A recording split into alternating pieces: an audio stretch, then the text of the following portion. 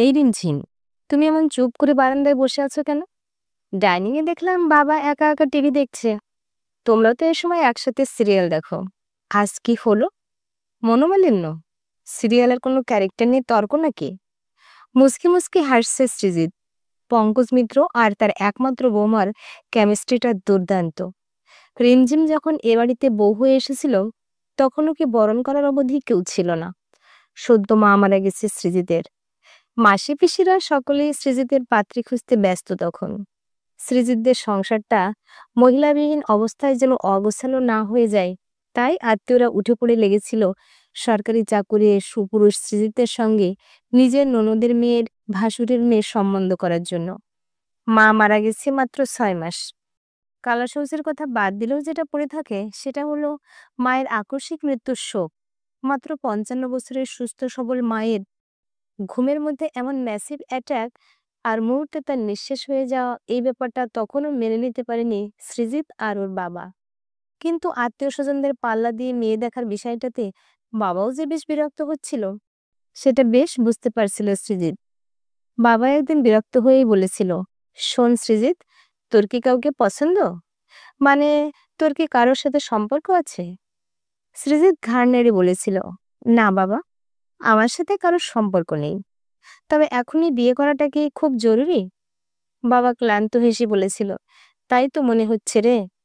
তোর মায়ের অবর্তমানে আমরা দুদিন যে তাকে নিরিবিলিতে স্মরণ করব, তার উপায় রাখলো না কেউ। তোর মায়ের হাতের স্পর্শ এখনো লেগে আছে এবারের প্রতিটা জিনিসে। তার উপস্থিতি যে ভীষণ টাটকারে এখনো। তবু যদি এ সংসারে কাউকে আনতেই হয়, সেটা তোর পিসি, মাসি, কাকার আত্মীয়কে আনবো না, বুঝলি? কারণ দুদিন পর থেকেই শুরু হবে নানা বুদ্ধির যোগান। তাই ভাবছি উদয়শঙ্করকে একবার বলবো। ও যদি রাজি হয়, তাহলে ওর মেয়েটাকে চেয়ে আনবো তোর জন্য। অমন মিষ্টি মেয়ে আমি দেখিনি। মেয়েটাকে আমি সেই ক্লাস 5 থেকে দেখছি। ক্লাস 12-এর পরে অবশ্য কমই দেখা হয়েছে ওর সাথে। ওই 5 to 12 একটানা দেখেছি মেয়েটাকে। অমন মিশুকে আর উদার মনের মেয়ে আমার শিক্ষকতার জীবনে আর তো দেখিনি রে। সৃজিত বুঝেছিল বাবা তার কোনো প্রিয় ছাত্রীর সাথে ওর বিয়ে দেবার কথা ভাবছে। তবে সেই ছোট থেকে সৃজিত দেখেছে বাবা ওর সবটুকু খুব ভালো করে বুঝতে পারে। তাই ও বাবাকে সুপারম্যান মনে করে। ও জানে বাবা ওর জন্য যেটাই করুক একেবারে ঠিক করবে। তাই বাবার মতের বিরুদ্ধে কিছু বলার প্রয়োজন মনে করেনি। পঙ্কজ মিত্র হলেন অঙ্কের শিক্ষক, কিন্তু নিজেই সারা জীবনের জটিল অঙ্কটা মেলাতে পারেননি। কোনোদিনই হিসেবে ছিলেন না তিনি। বরং বলতেন, ভাগ আর বিয়োগও তো অঙ্কই। কে বলল সারা জীবন শুধু যোগ আর গুণই করে যেতে হবে? মা বলতো, সবই তো বুঝলাম, কিন্তু ভাগ হতে হতে নিজেদের ভাগে যে শূন্য পড়ে থাকবে, সে ব্যাপারে কি হুঁশ আছে তোমার? বাবা বলতেন, শূন্য পড়ে থাকলেই তো বুঝবো ভাগটা সঠিক হলো। মিলে গেলেই তো আনন্দ, না হলে আবার উত্তরের শেষে লিখতে হবে ভাগ শেষটাকে। এই যে ভাইয়েরা আমায় সব সম্পত্তি থেকে বঞ্চিত করে আমার ভাগে একটা বড় শূন্য দিল, এতে আমার কি লাভ হলো জানো? আমায় আর ভাই শব্দের শেষে স্নেহ শব্দটার অবধারিত প্রয়োগ করতে হবে না। বাবার চাকরির এখনো বছরখানেক বাকি। সৃজিত ইঞ্জিনিয়ারিং পাশ করে চাকরি পেয়ে গেছে। মিত্রবাড়ির দেওয়ালে হালকা ডিস্টেম্পার রঙের পোস্ট, গেটের উপরে বাহারি বেগুনভলি আর শুকি শুকি আদুরি লতারা। সংসারের সমস্যা নামক বস্তুটি কিছুদিনের জন্য ছুটি নিয়ে বেড়াতে গিয়েছিল হয়তো। তখনই আকস্মিকভাবে মায়ের মৃত্যুতে ওরা বাবা ছেলে দুজনেই বুঝতে পেরেছে সুখ চিরস্থায়ী নয়। আর সমস্যা কথাটা ভীষণভাবে যুক্ত জীবনের প্রতিটি বাঁকের সাথে। মায়ের অনুপস্থিতিতে ওরা দুজনেই দিশেহারা। বাবা নরম গলায় বলেছিল, বুঝলি সৃজিত, তোর মা ঝগড়া হলেই বলতো, আমি চলে গেলে বুঝবে আমার মর্ম, চোখে অন্ধকার দেখবে, বুঝেছো? তখন তো বয়স কম, রক্ত গরম। ঝগড়ার মুখে রুটি মাংস কিনে এনে খেতে খেতে বলেছি, দরকার নেই তোমার রান্না খাবার। বুঝতেও পারিনি রান্না ছাড়াও আরো অনেক কিছু আছে। বিশেষ করে সব বিষয়ে পাশে থেকে সঙ্গে মিশে থেকে সাহস জোগানোটাও একটা কাজ। তোর মা চলে যেতে আমি বুঝলাম আমি মানুষটা বড্ড অকর্মণ্য। সারাটা জীবন অঙ্ক কষেই গেলাম। বাকি হিসেব নিকেশ ভাগ্যিস তোর মা করতো। তাই সংসারের কোনো আঁচ আমায় পেতেই হয়নি। সৃজিত বলেছিল, বাবা, আমিও তো আছি তোমার পাশে। বাবা নরম হেসে বুঝিয়ে দিয়েছিল, তোর মাও আছে রে, তবে অলক্ষে। রবিবার ছুটির দিনে সৃজিত সবে ঘুম থেকে উঠে খবরের কাগজে চোখ রেখেছে। বাইরে একটা মেয়ের গলা পেয়ে দরজার দিকে তাকাতেই চোখ পড়েছিল একটা রোগা রোগা ছিপছিপে সাধারণ মুখশ্রীর মেয়ে বাবার হাত ধরে বক বক করতে করতে এগিয়ে আসছে ওর ঘরের দিকে। একটু ভড়কে গিয়েই হাতে কাগজটা টেবিলে রেখে দরজার দিকে তাকিয়েছিল সৃজিত। বাবা ঘরে ঢুকেই বলল, সৃজিত, তোর সাথে পরিচয় করিয়ে দিই। এই হলেন উদয়শঙ্কর বাবু, আর এই হলো রিমঝিম। ওনার মেয়ে রিমঝিম আমার স্কুলের ছাত্রী, বড্ড ভালো মেয়ে। ওদের হঠাৎ এ বাড়িতে ডেকে আনার উদ্দেশ্যটা সৃজিতের কাছে পরিষ্কার হলেও রিমঝিমের কাছে যে নয় সেটা ও পরিষ্কার বুঝতে পারছিল রিমঝিমের আচরণে। বাবার আসল উদ্দেশ্যটা যদি রিমঝিম জানতে পারতো তাহলে ও হয়তো এতটা সহজভাবে কথা বলতে পারতো না সৃজিতের সাথে, একটু হলেও লজ্জা পেত। বাবা উদয়শঙ্কর বাবুকে বললেন, চলুন আমার বইয়ের স্টক দেখবেন, চলুন। আপনারা তো বই পড়ার নেশা আছে, তো রিমঝিমের মাকেও তো আজ আনতে পারতেন। কথা বলতে বলতে ওরা বেরিয়ে গেল। রিমঝিম আচমকা বলে বসলো, সরি, আপনার মায়ের খবরটা শুনলাম স্যারের কাছ থেকে। আচ্ছা, একটা কথা বলুন, ছুটির দিনে কি আপনি এমন 10টা পর্যন্ত ঘুমান? বেলা অবধি ঘুমানো মানুষগুলোকে আমি মোটেও দেখতে পারি না। ভোরের সূর্যের রং না চেনা লোকগুলো কেমন যেন। আমি রোজ ভোর 5টায় উঠি, উঠেই ছুটে ছাদে যাই, পাখিদের ঘুম ভাঙা দেখি। সৃজিত কথা বলার কোনো সুযোগই পাচ্ছিল না। রিমঝিম একটানা বৃষ্টির মতোই বকে যাচ্ছিল। রিমঝিমের নিঃশ্বাস নেওয়ার ফুরসতে সৃজিত বলল, আপনি এখন কি করেন? রিমঝিম দ্বিগুণ উৎসাহে বলল, ও মা, এটাও জানেন না? যেন না জানাটা সৃজিতের মস্ত বড় অপরাধ। আমি তো মিউজিকে মাস্টার্স করছি, এটা তো ফাইনাল ইয়ার, আর তো 1 মাস পরেই এক্সাম। আপনি গান জানেন? রিমঝিমের প্রশ্নে হকচকিয়ে গিয়ে সৃজিত বলল, গান? না, জানি না। মুখটা বেঁকিয়ে রিমঝিম বলল, সে আমি দেখেই বুঝেছি। বেলা 10টা পর্যন্ত ঘুমালে রেওয়াজ করবেন কখন? মান্নাদের মতো না হোক, বাথরুম সিঙ্গার তো বটে, একটা গান গেয়ে শোনান দেখি। সৃজিত অপ্রস্তুত হয়ে বলল, আমি সত্যি গান গাইতে পারি না। রিমঝিমের সোজা সরল ব্যবহারটা ক্রমাগত আকৃষ্ট করছিল সৃজিতকে। ও পাল্টা প্রশ্ন করল, আপনি বুঝি বাবার প্রিয় ছাত্রী ছিলেন? তাহলে ম্যাথ নিয়ে পড়লেন না কেন? রিমঝিম কাঁধ ঝাঁকিয়ে বলল, ওমা, এটাও বুঝি জানেন না? আরে অঙ্ক তো কোনোদিনই আমার মাথায় ঢোকে না, তাই তো আমি স্যারের প্রিয় ছাত্রী ছিলাম। স্যার আমাকে নিয়ে ক্লাস শুদ্ধ ছেলেমেয়ের সামনে চ্যালেঞ্জ লড়েছিলেন। আমার মতো অঙ্কে আতঙ্ক মেয়েকেও স্যার মাধ্যমিকটা উতরে দেবেন বলেছিলেন। বন্ধুরা বলেছিল, পঙ্কজ মিত্র এবারের হিসেবটা বড্ড ভুল করে ফেললেন, রিমঝিম ডাহা ফেল করবে অঙ্কে। আমি অন্য সাবজেক্টে ভালো ছিলাম জানেন, শুধু অঙ্ক দেখলেই কেমন যেন একটা কাঁপুনি হতো শির দাঁড়ায়। তারপর জানা অঙ্ক ভুল করতাম। স্যারের চ্যালেঞ্জের পরেও আমি রোজই বোর্ডে অঙ্ক ভুল করতাম, আর সবাই হাসতে লাগতো। কষ্ট পেতাম জানেন, স্যারও কষ্ট পেতেন। স্যারের মুখ দেখে বুঝতাম হেরে যাওয়ার যন্ত্রণাটা হজম করছেন, কিন্তু আমিও নিরুপায়, কিছুতেই অঙ্ক মাথায় ঢোকে না। সেদিন স্কুল থেকে বাড়ি ফিরে খেতে বসেছি, তখনই দরজায় কলিং বেল। মা দরজা খুলেই ডাকলো, রিমি, তোর স্যার এসেছেন। কোনো মতে হাত মুখ ধুয়ে গিয়ে দেখি পঙ্কজ স্যার দাঁড়িয়ে আছেন। বললেন, খেয়েছিস? আমি ঘাড় নেড়ে হ্যাঁ বলতেই বললেন, রোজ এ সময় ঘন্টাখানেক দিবি আমাকে? এমন করুণ গলায় বললেন যেন দায়টা আমার নয়, ওনার। বাবা শুনেই বললেন, মেয়েটাকে মাধ্যমিকটা পার করে দিন, তারপর আর্টস নিয়ে ভর্তি হবে। আপনি যা পারিশ্রমিক নেবেন আমি দেব। পঙ্কজবাবু হেসে বলেছিলেন, এর মধ্যে আপনার প্রবেশ নিষিদ্ধ উদয়বাবু, এটা শুধু আমাদের দুজনের লড়াই, বুঝলেন? পঙ্কজবাবু স্কুল থেকে আসতেন আমাদের বাড়িতে, আমার সাথেই টিফিন করে বসতেন আমায় নিয়ে। টেস্ট পরীক্ষার পরেই বুঝেছিলাম চ্যালেঞ্জটা আমরা জিতে গেছি। মাধ্যমিকে অঙ্কে আমি 72 পেয়েছিলাম জানেন। স্যারের মুখে সেদিন বিশ্বজয়ের হাসি। আমাদের ক্লাসের ফার্স্ট বয় পেয়েছিল অঙ্কে 100, তার থেকেও বোধহয় স্যার আমার নম্বরে বেশি খুশি হয়েছিলেন। সেদিন থেকে আরেকটা জিনিস বুঝেছিলাম, বাবা মায়ের বাইরেও আমার আরেকজন খুব কাছের মানুষ আছেন পৃথিবীতে, সেটা হলেন পঙ্কজ স্যার। সৃজিত মুচকি হেসে বলল, এবারে বুঝলাম স্যারের প্রিয় ছাত্রীর গল্পটা। তাই বছরখানেক স্কুল থেকে ফিরতে দেরি হতো। আমি তখন কলেজের ফার্স্ট ইয়ারে পড়ি। মা রোজই বলতো, স্কুলের পরে কোথায় যাও? বাবা বলতো, একটা যুদ্ধে। এখন বুঝছি যুদ্ধটা কে ছিল। ভোতা মাথায় অঙ্ক ঢোকানোটা সত্যিই যুদ্ধের ব্যাপার। রেনঝিম মুখ বেঁকিয়ে বলল, থামুন তো, অঙ্ক আবার একটা পড়ার মতো জিনিস নাকি যে পড়তে হবে? এর চেয়ে ঢের ভালো আমার সুর তাল লয়ের হিসেব। অন্তত নিরস নয়। সৃজিত বুঝেছিল বাবা কেন এই মেয়েটাকে এত ভালোবাসে। আজও মেয়েটা ঠিক স্বচ্ছ জলের মতো, যার চোখ দেখেই মন পড়ে নেওয়া যায়। একটু মুচকি হেসে সৃজিত বলল, তা রিমঝিম, আপনি কি জানেন আজ আপনি এ বাড়িতে কেন এসেছেন? রিমঝিম ঘাড় নেড়ে বলল, ও মা, জানবো না কেন? অঙ্ক পারি না বলে কি আমি বোকা নাকি? বাবাই তো বলল পঙ্কজবাবু ফোন করেছিলেন, ওনার স্ত্রী মারা গেছেন, তোর জন্য মন খারাপ করছে, চল গিয়ে দেখে আসি। একটু থেমে বলল, আসলে স্যার আমায় নিজের ছেলের থেকেও বেশি ভালোবাসেন, তাই আমার জন্য মন খারাপ করেন। এতে অবশ্য আপনার হিংসে হতেই পারে, কিন্তু এটাই ট্রু।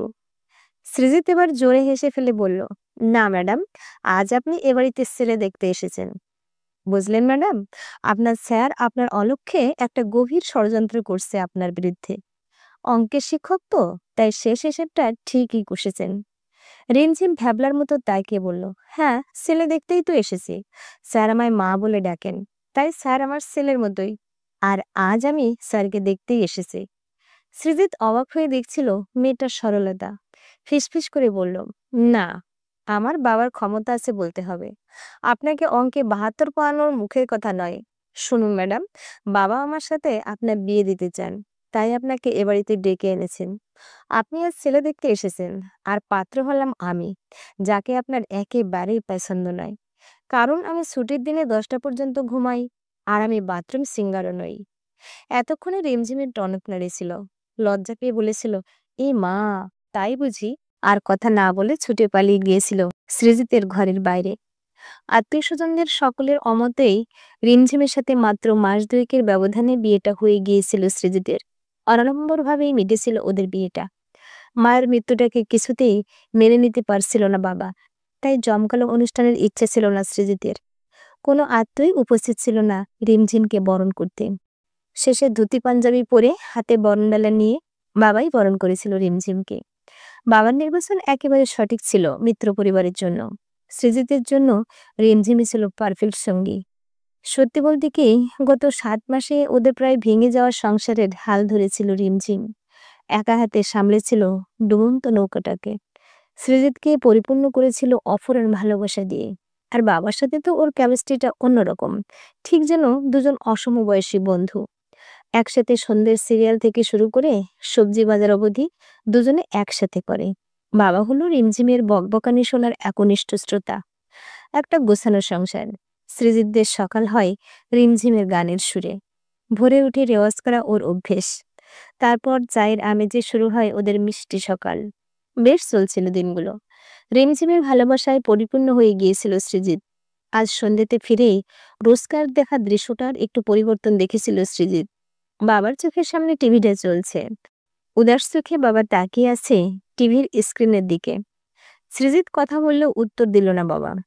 এখন পায়ে পায়ে বারান্দায় এসে দেখল রিমঝিম অন্ধকারে চুপ করে চেয়ারে বসে আছে। এই দৃশ্যটাও কেমন একটা চোখে লাগলো সৃজিতের। এটা তো হওয়ার কথা নয়। বাবা গত পরশু রিটায়ার্ড করেছে। কালকেই অফিস থেকে ফিরে বাপ মেয়ের বেড়াতে যাবার প্ল্যান শুনছিল সৃজিত। রাতেও রিমঝিম বলল, তোমার অফিসে 2 দিন অন্তত ছুটি নিতে হবে। আমি আর বাবা মিলে একটা ছোট ট্যুরের অ্যারেঞ্জমেন্ট করেছি, টিকিট কেটে দাও। তোমার অফিসের বাহানা দেবে না, আমরা 3জনেই কিন্তু যাব।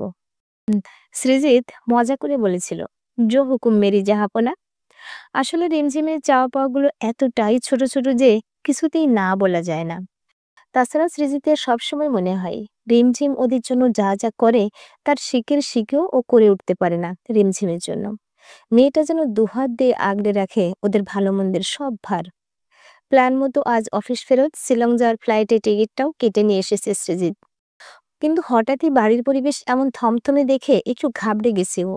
কি হলো রিমঝিম, বলবে? এভাবে চুপ করে কেন বসে আছো? কিছু হয়েছে? রিমঝিম কোনো কথা না বলে ছুটে এসে সৃজিতের বুকে মুখ ডুবিয়ে ডুকরে কেঁদে উঠল। যে মেয়ে বিয়ে করে নিজের বাড়ি ছেড়ে আসার সময় বলেছিল, কাঁদবো কেন, আমার তো যখন ইচ্ছে এ বাড়িতে আসবো, এখন থেকে তো আমার দুটো বাড়ি। গত 6-7 মাসে মন খারাপের শব্দটাও যার মুখে কখনো শোনেনি সৃজিত, তার এমন কান্না দেখে বেশ ঘাবড়ে গিয়েছিল ও। ধীর গলায় বলেছিল, তোমার বাবা মায়ের শরীর ঠিক আছে রিমঝিম? ও বাড়িতে কিছু হয়নি তো?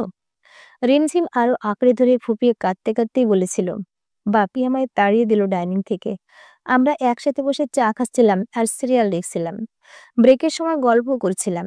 হঠাৎ বাপি বলল, আমি কোথাও বেড়াতে যাব না, তোর মা কষ্ট পাবে। প্রায়ই বলতো, তোমার স্কুল আর ছাত্রছাত্রীদের থেকে একটু সময় আমায় দেবে, একবার বেনারস ঘুরতে যাব। আমিও বাচ্চা ভোলানোর মতো বলতাম, হ্যাঁ যাব। তারপরে স্কুলের ছুটিগুলোর সময় মেতে উঠতাম বিনা পয়সায় ছাত্র তৈরির কাজে। তোর মা মুখ বুজে আসলে চোখের জল মুছে আমার জন্য টিফিন বানিয়ে দিত। বছর দুয়েক আগে বলেছিলাম, এই তো এবারে তো রিটায়ার করব, তারপর যাব দুজনে মিলে। সৃজিত অফিস করবে, বলবো হোটেলে খেয়ে নিতে কয়েকটা দিন, শুধু তুমি আর আমি যাব। তোর মায়ের চোখে এত না পাওয়ার পরেও আমায় বিশ্বাস করতে দেখেছিলাম। বাচ্চা মেয়ের মতো উচ্ছ্বাল গলায় বলেছিল, কোথায় যাব আমরা? আমি বলেছিলাম, অনেক জায়গায় যাব, প্রথমে বেনারস, তারপর লখনৌ। সেদিনও আধো অন্ধকারে তোর মা আমার হাতটা চেপে ধরে বলেছিল, সত্যি তুমি আমায় নিয়ে যাবে? কথা দিয়েও নিয়ে যেতে পারলাম না তাকে। রিটায়ার্ড করে তাকে ছাড়াই বেড়াতে যাব কি করে? বাপির এসব কথা শুনে আমি বলতে গিয়েছিলাম, কি করবে বলো, অ্যাক্সিডেন্ট কি বলে কয়ে আসে? তাতেই বাপি চিৎকার করে বলল, বেরিয়ে যা তুই, ওই রান্নাঘরটা শম্পার রান্নাঘর, ওই ঠাকুর ঘরে ও পুজো করতো, তুই ঢুকবি না ওখানে, শম্পা রাগ করবে। রিমঝিম ফুপিয়ে কেঁদেই চলেছে। সৃজিত সামলানোর জন্যই বলল, বাবা হয়তো আপসেট হয়ে আছে, এত বছরের কর্মজীবনের বিরতির পর একটু তো খারাপ লাগা থাকবেই, তাই হয়তো মেজাজ হারিয়েছে। তুমি তো জানো বাবা তোমায় কতটা ভালোবাসে। রিমঝিম একটু আশ্বস্ত হয়ে বলল, বাপি আবার আমায় আগের মতো ভালোবাসবে তো সৃজিত? সৃজিতের মাথায় তখনও ঢুকছিল না, বাবা এভাবে কথা বলতে পারে রিমঝিমের সাথে? এত ঝামেলাতেও কোনোদিন বাবাকে চিৎকার করতে শোনেনিও, সেই বাবা কিনা এভাবে রিয়াক্ট করলো। ভাবতেই অবাক লাগছে ওর। গত 3 দিন ধরে রিমঝিম আর সৃজিত অনেক চেষ্টা করেও বাবাকে কিছু খাওয়াতে পারেনি, জল ছাড়া আর কিছুই খায়নি। বিজ করে কি সব বলছে একা একা, আর কাউকে ধারে কাছে ঘেঁষতে দিচ্ছে না। মা মারা যাবার পরেও তো মানুষটা খুব শক্ত ছিল, নিজে দাঁড়িয়ে থেকে সৃজিতের বিয়ে দিল। রিমঝিমের সাথে দিনরাত বক বক খুনসুটি বেশ তো কাটছিল দিনগুলো। পরশু রিটায়ার্ড করে স্কুল থেকে ফিরেই বলেছিল, বুঝলি রিনি, এবারে ভাবছি বাড়িতে একটা ফ্রি কোচিং খুলবো, তোর মতো গবেটগুলোকে অঙ্কে পাশ করাবো। সবই তো ঠিক ছিল, হঠাৎ যে কি হলো। রিমঝিম তো ভয়ে বাবার সামনে বেশি যেতেই চাইছে না। বাধ্য হয়ে সৃজিত প্রায় জোর করে বাবাকে নিয়ে ডক্টরের কাছে গিয়েছিল। সাইকিয়াট্রিস্ট বেশ কিছুক্ষণ কথা বলার পরে বলেছেন, স্যাডেন মেন্টাল ডিসঅর্ডার, কোনো কিছু থেকে আচমকা একটা আঘাত পেয়েছেন, তার ফলে নিজেকে দোষারোপ করছেন। নিজেকে গুটিয়ে রাখতে চাইছেন নিজের মধ্যে, একা থাকতে চাইছেন উনি। সৃজিত বলেছিল, কিন্তু বাবা যে খেতে চাইছে না, এভাবে তো অসুস্থ হয়ে যাবে। মা মারা যাবার পরে তো এরকম কিছু হয়নি, যথেষ্ট স্ট্রং ছিল বাবা। তাহলে ডক্টর বেশ কিছু ডাক্তারি টার্মের মধ্য দিয়ে যেটা বুঝেছিলেন, সেটা সাদা বাংলায় বলতে গেলে অনেকেরই এরকম হয়। তখন দায়িত্ব কর্তব্যের ভারে আচমকা সুখের আঘাতটা হয়তো কাটিয়ে উঠেছিল, কিন্তু কোনো কারণে এখন ওনার মৃত্যুর জন্য নিজেকে দায়ী করছেন, তাই নিজেকে শেষ করে দিতে চাইছেন। এসব পেশেন্টের কিন্তু সুইসাইডের মেন্টালিটি থেকেই যায়, কারণ এরা বুঝতেই পারছে না এরা কি করতে যাচ্ছে। সৃজিত চিন্তান্বিতভাবে বলেছিল, তাহলে কি নার্সিংহোমে ভর্তি করে দেব? ডক্টর প্রেসক্রিপশন লিখতে লিখতে বললেন, সেটাই করুন। আর না হলে বাড়িতে 24 ঘন্টা লোক রাখুন ওনার খেয়াল রাখার জন্য। একা থাকতে চাইলেও একা রাখবেন না ওনাকে, কিছু একটা বিপদ ঘটিয়ে ফেলবেন। সৃজিত কাঁদো কাঁদো হয়ে বলেছিল, সুস্থ হবার লক্ষণ কি কিছুই নেই? ডক্টরবাবু বেশ চিন্তান্বিত স্বরে বলেছিল, উনি সুস্থই আছেন, মনের মধ্যে থেকে ওই ডার্ক পর্দাটা সরে গেলেই আবার স্বাভাবিক হয়ে যাবেন। কিন্তু সেটা কখন হবে বলতে পারছে না। ওনাকে বোঝাতে হবে ওনার স্ত্রীর মৃত্যুটা স্বাভাবিক, উনি দোষী নন, তাহলে হয়তো ঠিক হবেন। গাড়িতে বাবার সাথে অনেক কথা বলার চেষ্টা করে ব্যর্থ হয়েছে সৃজিত। বাবা উদাসীন দৃষ্টিতে তাকিয়েছিল জানালার দিকে। 3-4 দিন এই মানুষটার উপর দিয়ে ঝড় বয়ে গেছে যেন, কেমন উদাসীন এলোমেলো দৃষ্টি। সেই মেরুদণ্ড সোজা করে সবকিছুর মোকাবেলা করা মানুষটাই যেন নয়, এ এক সম্পূর্ণ ভিন্ন মানুষ। বাবাকে দেখে দু চোখ জলে ভরে উঠল সৃজিতের। নিরুপায় হয়ে বাড়ি ফিরে রিমঝিমকে বলল, বাবাকে বোধহয় মেন্টাল অ্যাসাইলামে পাঠাতে হবে। রিমঝিমের বাবা মায়ের সাথেও কোনো কথা বলল না বাবা। উদয়বাবুর সাথে বাবার বন্ধুর মতো সম্পর্ক ছিল, সে মানুষটাকে যেন দেখেও দেখতে পেল না। রিমঝিম মনমরা হয়ে ঘুরছে বাড়িতে। বাবা নিজের ঘরে স্থির। সৃজিত অফিসে যাওয়ার সময় ভাবল, আজ কোনো ভালো অ্যাসাইলামে কথা বলে ফিরবে। এভাবে তো চলতে পারে না। ওখানে যদি জোর করে বাবাকে ওরা খাওয়াতে পারে তো ভালো, বাড়িতে তো কেউই কিছু খাওয়াতে পারছে না। ডক্টরও বললেন, নার্সিংহোমে ভর্তি করেই বা কি করবেন মিস্টার মিত্র? ওনার তো শারীরিক কোনো রোগ নেই, বরং কোনো অ্যাসাইলামে নিয়ে যান। আর এর চিকিৎসা সময় সাপেক্ষ ব্যাপার। আজকেও ঠিক হতে পারেন, আবার কোনোদিন নাও হতে পারেন। ভারাক্রান্ত মন নিয়ে সৃজিত বেরিয়েছিল বাড়ি থেকে। অফিসে হাফ ছুটি নিয়ে গিয়েও ছিল দুটো অ্যাসাইলামে। মনের আয়না নামের একটা অ্যাসাইলাম ওর বেশ পছন্দ হয়েছে। পরিবেশটা খুব সুন্দর। স্টাফদের সাথে কথা বলেও বেশ ভালো লেগেছে সৃজিতের। ফর্ম ফিল আপ করে বাবার জন্য কয়েকটা নেসেসারি জিনিস কিনে বাড়ি ফিরল সৃজিত। কালকেই ওদের নিজস্ব গাড়ি এসে নিয়ে যাবে বাবাকে। বাবার চোখ দুটো বসে গেছে, কত রোগা হয়ে গেছে কদিনেই। আগে অফিস থেকে বাড়ি ফেরার জন্য মনটা ছটফট করত। গোছানো সংসার, শ্বশুর বৌমার একটা মিষ্টি সম্পর্ক, বাবা মেয়ের মতো মধুর, রিমঝিমের উষ্ণ আলিঙ্গন, ওদের স্বামী স্ত্রীর খুনসুটি। এখন বাড়ি ফিরতে ইচ্ছে করছে না। রিমঝিম অপরাধীর মতো মুখ করে কাজকর্ম করছে। বাবা নিজের ঘরের বিছানায় চোখ বন্ধ করে নির্জীবের মতো শুয়ে আছে। দরজার বেলটা অনিচ্ছা সত্ত্বেও বাজালো সৃজিত। রিমঝিম এসে দরজা খুলল। এক মুখ হাসি নিয়েই বলল, বাপি আজ ভাত মাছ খেয়েছে, আমি খাইয়ে দিয়েছি, এখন চা খাচ্ছে। সৃজিত ক্লান্ত স্বরে বলল, কাল একটা অ্যাসাইলামের গাড়ি এসে বাবাকে নিয়ে যাবে, ব্যাগপত্র গুছিয়ে দিও। রিমঝিম একটু জেদি গলায় বলল, তোমায় বললাম না বাপি আজ খেয়েছে, ভালো হয়ে যাচ্ছে বাপি, কেন ওসব জায়গায় পাঠাবো? সৃজিত একটু বিরক্ত নিয়েই বলল, যা বোঝো না তা নিয়ে কথা বলো না। আজ হয়তো দিন পাঁচেক পরে খিদে পেয়েছে বলে খেয়েছে, তাই বলে এটা চলতে দেওয়া যায় না। অসুস্থ হয়ে পড়বে এবার, তুমি ব্যাগপত্র গুছিয়ে দিও। রিমঝিম আবারও বেশ গম্ভীর গলায় বলল, না, আমি বাপিকে ওসব জায়গায় পাঠাবো না। আমি একবার ট্রাই করতে চাই। এতদিন তো আমি ভয়ে কাছেই যেতাম না। এবারে আমি দিন সাথে টাইম চাইছি তোমার কাছে। যদি বাপি স্বাভাবিক না হয়, তখন না হয় তুমি যা সিদ্ধান্ত নেবে তাই হবে। সেদিন যদি পঙ্কজ স্যার হাল ছাড়া গলায় বলতেন, তুই অঙ্কে পাশ করবি না রিমি, তাহলে হয়তো আমি পারতাম না। কিন্তু সেদিন স্যার মনের জোরে লড়েছিলেন বলেই তো আমি পেরেছিলাম। আজ আমিও একবার শেষ চেষ্টা করতে চাই। রিমঝিম সাধারণত এভাবে কোনোদিন জেদ ধরেনি কিছু নিয়েই। তাই একটু অবাক হয়ে সৃজিত মনের আয়নাতে ফোন করে গাড়ি ক্যান্সেল করে দিয়েছিল। বলেছিল সপ্তাহখানেক পরে যোগাযোগ করবে। সত্যি বলতে কি, বাবার ঘরের দিকে আর যেতেই ইচ্ছে করছে না সৃজিতের। সারা জীবনের পরিচিত রিজু মেরুদণ্ডের মানুষটার এমন ভগ্ন অবস্থা দেখতে মোটেই ভালো লাগছে না সৃজিতের। নিজের কাজকর্মের মধ্যে ডুব দিল ও। ভাবনাগুলো এলোমেলো হয়ে যাচ্ছে। রিমঝিমের কথা শুনে ভুল করলো না তো? আর ভাবতে পারছে না সৃজিত। বাইরে থেকে রিমঝিম ডাকলো, ডিনার রেডি, চলে এসো। সৃজিত দেখলো ডিনার টেবিলে বাবাও বসে আছে। দেখেই মনটা খুশিতে নেচে উঠল ওর। কতদিন পরে যে আবার ওরা একসাথে খেতে বসলো। রিমঝিম বাবাকে চামচে করে খাইয়ে দিচ্ছে। বাবা শান্ত ছেলের মতো খেয়েও নিচ্ছে। রিমঝিমের কানের কাছে ফিসফিস করে বলল, মাংসের ঝোলটা খুব ভালো হয়েছে, এটা অনেকদিন পরে আবার খেলাম তাই না? রিমঝিম হেসে বলল, এটাই তো তোমার বেশি প্রিয়, তাই রাঁধলাম। নিজের চোখকেও বিশ্বাস করতে পারছে না সৃজিত। এটা কি মিরাক্কেল নাকি? বাবা কি করে সুস্থভাবে কথা বলছে আজ? এ কদিন তো খাওয়া দূরে থাক, কথাও বলেননি ওদের সাথে। দিন তিনেক পরে বাবাকে আরো ফ্রেশ লাগলো সৃজিতের। রিমঝিমের মুখেও হাসি ঝলমল করছে। ওর একটাই কথা, বাপি স্বাভাবিক হয়ে যাচ্ছে দেখেছো? সেদিন নিশ্চিন্ত মনেই অফিস বেরিয়েছিল সৃজিত, কিন্তু একটা দরকারি ফাইল ফেলে আসায় আবার ফিরতে হয়েছিল বাড়ি। বেল বাজাতেই সুমিত্রা পিসি দরজা খুলে দিয়েছিল। পিসি ঘর মুছছিল বোধহয়, ভেজা ছিল মেজেগুলো। সৃজিত ঢুকতেই বলল, বৌমনিকে বললো আমার হয়ে গেছে, আমি চললুম। তাড়াহুড়ো করে বেরিয়ে গেল সুমিত্রা পিসি। এখনো অনেক বাড়ির কাজ বাকি। সৃজিত ফাইলটা নিতেই নিজের ঘরের দিকে যাচ্ছিল। বাবার ঘরের দিকে চোখ পড়তেই দেখতে পেল মায়ের গরদের একটা লাল পেড়ে শাড়ি পরে, কপালে লাল সিঁদুরের টিপ পরে রিমি বাবার সাথে গল্প করছে। চুড়িদার বা নাইটি নয়। এই পোশাকে ওকে দেখেই চমকে গেছে সৃজিত। চুলটা খোপা করে ঘাড়ের কাছে বাঁধা, ঠিক যেন অল্প বয়সের মা। জানলার পাশে লুকিয়ে দাঁড়িয়ে গেল ও।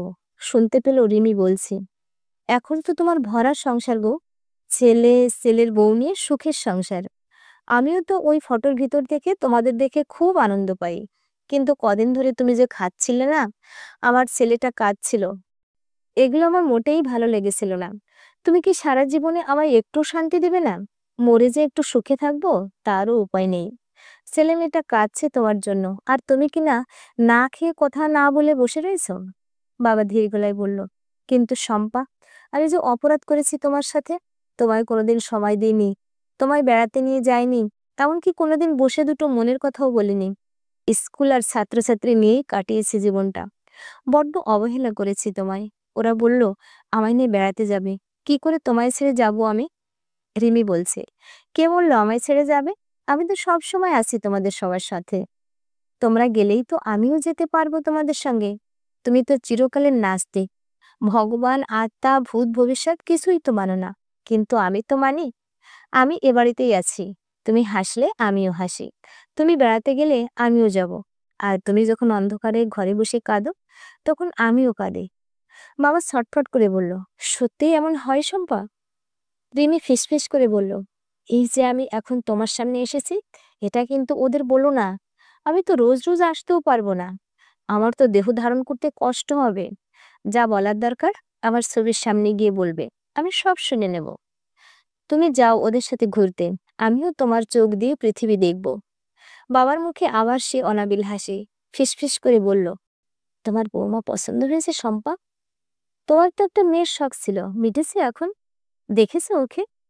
রিমি বলল, তুমি ওর সাথে যেমন গল্প করতে অমনি করবে, তবেই আমার ভালো লাগবে। চোখটা ঝাপসা হয়ে গেল সৃজিতের। ঘরের আধো অন্ধকারে বাবা হয়তো ঠিকমতো রিমির মুখটা দেখতেও পাচ্ছে না। জানালাগুলো সব বন্ধ করে দিয়েছে রিমি। হয়তো আলোয় ওকে দেখলে বাবা চিনতে পারবে বলেই এটা করেছে। রান্নাঘরে জল খেতে গিয়ে দেখলো মায়ের রান্নার ডায়েরিটা রয়েছে ফ্রিজের মাথায়। মায়ের সব রান্নার রেসিপি লেখা। এই জন্যই কদিন ধরে রিমির রান্না খাওয়ার সময় স্বাদটা খুব চেনা চেনা মনে হচ্ছিল। এসবই রিমি করেছে বাবার মনে বিশ্বাস আনতে, যে মা আছে যে সংসারেই। সুজিত শুনছিল। বাবা বলল, আমার ক্ষমা করেছে তো শম্পা? কেন যে বারবার মনে হয় আমার উপরে অভিমান করেই তুমি চলে গেলে? রিমি শান্ত গলায় বলল, মৃত্যু কখনো বলে কে আসে না গো। কেউ দোষী নাই। তুমি যে এই সংসারটাকে এমন ভাবে গুছিয়ে রেখেছ, এতেই আমি খুশি। বাবা বলল, সবই তোমার মেয়ে করেছে গো। তুমি ওকে আশীর্বাদ করো শম্পা। রিমি ধীর পায়ে বেরিয়ে এলো বাবার ঘর থেকে। নিজের ঘরে ঢুকে এই শাড়িটা চেঞ্জ করে নিল। সৃজিত বলল, এটা কি ঠিক করছো? এ সময় সৃজিতকে দেখে চমকে উঠেছে রিমঝিম।